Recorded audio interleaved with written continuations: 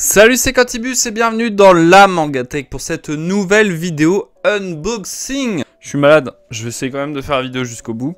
Aujourd'hui, on va ouvrir deux collectors qui sont très attendus, ou du moins qui ont été, puisque ça fait un petit moment que je les fais mariner dans ma collection.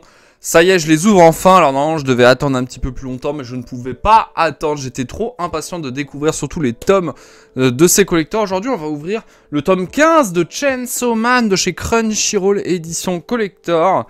Et enfin, on ouvrira le collector de Tokyo Revenger tome 28. Je ne pouvais pas dédier une vidéo pour chacun de ces collecteurs puisque j'ai déjà été déçu par ces séries-là en termes de collector, donc je m'attends à rien. J'espère quand même ne pas être vraiment trop déçu. En tout cas, c'est parti pour le unboxing. Alors voilà les deux éditions collector. Je vais commencer par celle de Chainsaw Man. Je vais beaucoup tousser dans la vidéo, hein, vous l'aurez compris. Donc voilà à quoi ressemble le collector vu de près. Recto verso. J'ai pas mon couteau, je sais pas ce que j'en ai fait. Du coup, on va faire ça à l'ancienne, à la main.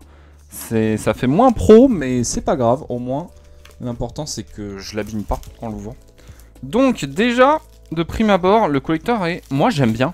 J'aime bien moi. Vous savez, il y en a, je suis sûr, il y en a, ils trouveraient ça moche en noir et blanc comme ça, sachant que Chainsaw Man c'est un univers qui est très coloré déjà de base. Mais vous savez, avec le sang, c'est très dynamique. Et le faire en noir et blanc, c'est un pari assez osé. Mais moi j'aime bien cette teinte-là. Ça fait un peu DVD, je trouve d'ailleurs, le plastique, l'étui comme ça. Donc c'est un étui. Ça se glisse comme ça. Alors j'ai plus souvenir de comment était le collector, les collecteurs précédents. Moi j'aime bien. J'ai oublié de parler du prix. Le collector a coûté 10,95 €. Ça me fait un peu peur. Parce que moi je trouve ça cher si c'est uniquement le manga. Donc avec la cover spéciale. Bon, la cover pour le coup je suis moins fan. Vous avez vu, c'est une espèce de fresque. Ah non, même pas. C'est même pas une fresque qui se suit. Je suis moins fan des teintes utilisées. Alors pour le coffret c'est sympa, les teintes noir et blanc et rouge, mais le faire pour la cover là je trouve ça un peu moins bien. Alors est-ce que... Ouais, c'est réversible, donc voilà la couverture du tome 15 normal. Est-ce que c'est indiqué à la fin du manga que ça provient d'un collector? Non, c'est pas... Je crois pas que c'est dans les habitudes de chez Crunchyroll de l'indiquer. C'est bien dommage, donc ça fait un petit peu un point en moins. Et ensuite, on a du coup, avec cette édition collector, on n'a pas juste le tome, on a le stand acrylique. Bon, que je vais ouvrir en accéléré, je pense que ça va pas être très passionnant, le côté j'ouvre tout ça et je le monte, sachant que j'ai pas de couteau en plus de ça. Ah bah j'enlève la petite sous-couche en plus en même temps. Donc comme d'habitude, à chaque fois hein, qu'il y a un stand acrylique, n'oubliez pas qu'il y a un petit plastique de chaque côté, en recto et en verso. Donc là, comme c'est une plaque, ça va plus vite, c'est plus simple, moi je trouve en tout cas. Hop! Moi je le trouve assez grand hein, pour le moment. J'aime beaucoup. Il est pas mal grand. Est-ce que j'ai oublié un plastique? Non, j'ai pas l'impression. Je vais le monter. Donc le petit socle avec le titre, plus la silhouette. Donc voilà à quoi ressemble le stand acrylique. Moi j'aime beaucoup. Alors j'en ai vu plein dire qu'ils aimaient pas du tout. Moi j'aime beaucoup, c'est très stylé. Donc c'est Denki sur sa moto tronçonneuse, rien de plus badass. En plus il est en Chainsaw Man. Non vraiment il est incroyable ce stand acrylique, j'aime beaucoup. La taille est quand même assez conséquente. Je vais vous montrer à côté d'un manga. Alors bon ça paraît pas, mais il est quand même assez grand. Vous voyez si je le mets debout il fait quasiment la taille du manga. Mais ouais il est sympa. Donc maintenant on va passer au point positif et au point négatif de ce collector. Alors que penser de ce collector de Chainsaw Man? À l'endroit ce sera mieux.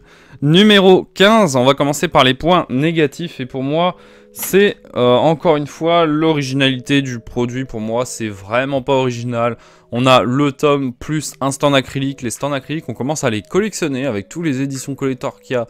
Que ce soit chez Chainsaw Man, avec notamment Mashle, je me souviens que je crois qu'il y en avait eu, avec Ki-hoon, avec tous leurs collectors, que ce soit de My Hero Academia par exemple, on les collectionne, on est trop habitué avec ça, c'est vraiment pas nouveau, c'est pas très original. En plus de ça, c'est pas très solide, parce que figurez-vous que pour le changement de plan, je l'ai cassé, le stand acrylique, et voilà, il a pas fait long feu, hein, il a vraiment pas tenu longtemps. Il a même pas tenu le temps du tournage. Il a fait une chute de même pas 30 cm et le socle s'est cassé en deux. Donc voilà, c'est mort. Je pourrais même pas l'exposer. Je suis un peu dégoûté, je vous avouerai, parce que moi, justement, je le trouvais joli. On y reviendra sur les points positifs. Autre point négatif pour moi, c'est la cover alternative. Bah, elle est vraiment pas ouf. Enfin, je comprends pas trop la direction qu'ils ont pris là-dessus. C'est pas beau. C'est limite, on comprend même pas ce qu'il y a sur l'image, tellement c'est un peu fouillis. J'avouerai que là, le choix est assez curieux, sachant qu'en plus, il y a quand même pas mal le choix en termes d'illustration couleur. Donc ça, là-dessus, je suis assez surpris. En autre point négatif, l'étui que je trouve vraiment bof. Il est très fragile, c'est en petit carton de rien du tout. Ça s'abîme très rapidement. Ouais, je suis pas hyper fan de la boîte, sachant qu'il y a des collecteurs qui ont osé faire des trucs très originaux, notamment celui sur Blue Period qui arrive très rapidement. Donc bon, là-dessus un peu déçu. On va revenir sur les points positifs du coup, parce qu'il y en a quand même. Je parlais du stand acrylique, bah du coup oui, effectivement, je le trouve quand même assez joli. C'est juste dommage qu'il soit pas recto verso. Mais il est très très beau ce stand acrylique, il est très dynamique, il est très stylé. Il est grand aussi, faut le dire, hein, parce que souvent, des fois, on a des stands acryliques qui sont minuscules, tu les vois presque pas. Et puis le fait de l'avoir fait en 3 parties, vous voyez, avec le petit titre, c'est pas mal. Voilà pour Chainsaw Man, on passe tout de suite à Tokyo Revenger. Alors Tokyo Revenger, les collecteurs, vous savez, moi j'ai un passif, j'aime pas trop en général. Je les critique pas mal, les collecteurs de Tokyo Revenger, puisqu'en général, ils font de la merde, hein, faut le dire, les termes. Je crois que je les avais mis d'ailleurs, les deux collecteurs. Il y en avait un pour le tome 23 et le tome 28. Les deux collecteurs, je les avais mis dans le flop 5 des pires collecteurs jamais ouverts sur la chaîne. Putain, je vais y arriver ou... Donc j'espère que celui-là va être un petit... Enfin, va relever un petit peu la barre. Il va être un petit peu plus qualitatif. Hop. Donc toujours la même style de boîte. Hein. C'est toujours pareil, la boîte comme ça, là. Classique de chez Tokyo Revenger. La cover... Très joli. D'ailleurs, ils avaient fait un petit concours. Parce que Glénat avait fait 2 visuels différents pour les coffrets. Ils avaient fait en version crépuscule et version nuit. C'est celui-là qui avait gagné. Je vous mettrai au pire l'image de l'autre version qu'on aurait pu avoir. Le tome... Je ne sais même pas ce que c'est que le goodie. Je vais le découvrir avec vous. Hein. Le tome 28, est-ce que c'est une cover alternative? Non. Alors ça va faire mal. Ça va faire très très mal. Je crois que c'était pareil pour les autres collecteurs, mais... Une édition collector, donc limitée sans cover alternative, vous le savez, comme je le dis à chaque fois. Pour moi, c'est pas bon du tout. Est-ce que c'est indiqué que ça provient d'un collector? Non, pas du tout. Pas du tout, pas du tout. J'ai oublié de parler du prix du collector. Bah, je l'ai pas. Ah si, là je vais l'avoir là. Eh non, même pas. Ah, je vous l'afficherai sur l'écran du coup. Vu que là je ne l'ai pas. Et donc on a avec... Ah oui, on avait le guidebook, c'est vrai. On avait le guidebook numéro 3. Qui est très très fin. Il est vraiment très fin. Je sais pas combien il va coûter quand il sera disponible hors... Ah ouais, d'accord. Quand il sera disponible hors collector. Parce que là, pour l'instant, là, c'était un objet unique au collector. Le mien est abîmé, hein, d'ailleurs. Je sais pas si ça va se voir, mais il est abîmé. Il fait tout juste 110 pages, à peu près. Bon, on a quand même des pages couleurs. On a un chapitre en couleur. Mais même, pour moi, vous voyez, là, il y a une bonne partie, du coup, c'est du databook. Mais qu'est-ce que tu vas raconter de plus? Il y a déjà eu 2 autres databooks. Sur une série qui, pour moi, il n'y a pas vraiment besoin de databook, ou du moins d'autant de guidebook pour une série comme ça. Et donc on avait ça avec... Ah ouais, d'accord, c'est des silhouettes. Bah vous voyez, voilà, on a les deux versions. La version crépuscule, la version de nuit. Donc ça a l'air d'être des silhouettes que tu dois poser un peu comme des cadres photos. Voilà, ça tient comme ça. Là, du coup, vous voyez pas trop. C'est sûr que le plan est pas ouf. Voilà. Et le deuxième. Je sais pas trop à quoi ça va servir. C'est très fragile. Hein. C'est du carton, c'est très très souple. Ils auraient pu le faire, je sais pas, en stand acrylique. Mais bon. Pour moi, c'est vraiment pas exceptionnel. Alors, c'est quand même un peu... Je dis bien un peu mieux que les autres collectors. En tout cas, on va voir ça avec les points positifs et les points négatifs. C'est parti. Allez, passons maintenant au collector de Tokyo Revenger. Qu'est-ce que j'en ai pensé? Je suis déçu comme d'habitude, mais pas surpris en fait, parce que bon, c'est souvent la même rengaine. C'est peut-être un peu mieux que les précédents, mais c'est toujours pauvre. C'est pauvre comme collector. Et en parlant de pauvre, du coup on va commencer par les points négatifs, mais justement, bah c'est putain de cher. C'est super cher, du coup j'ai regardé le prix, 16,90 € pour 2 bouts de carton en silhouette qui sont très fragiles, hein, comme je l'ai dit durant l'unboxing. Le tome qui n'a même pas de cover alternatif, c'est d'une tristesse. Pour une édition collector, je trouve ça vraiment médiocre. Et un tout petit, un tout petit databook minuscule. J'espère qu'il vaut le coup, mais en tout cas, il n'y a pas d'exclusivité puisque bah, il sera à l'achat très prochainement. En fait, la seule exclusivité de ce collector, c'est cette malheureuse boîte que on a déjà en double.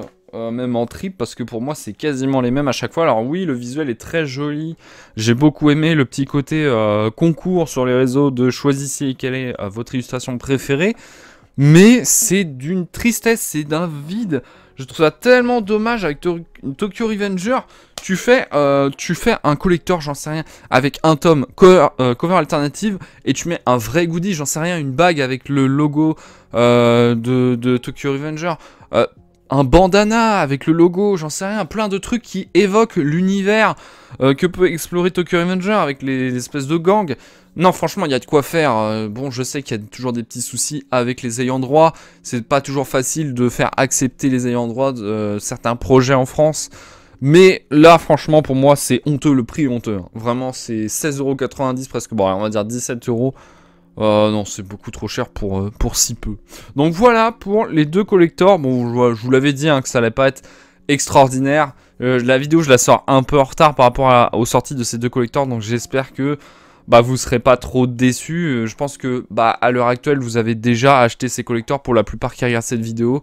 Donc vous le savez déjà, enfin vous avez déjà un petit peu pré-shot mon avis là-dessus. Donc c'est voilà, c'est un peu dommage, je suis déçu. Bref, et bah du coup, on se donne rendez-vous sur une prochaine vidéo. Il y a du collector qui arrive encore ce mois-ci pour le mois de février.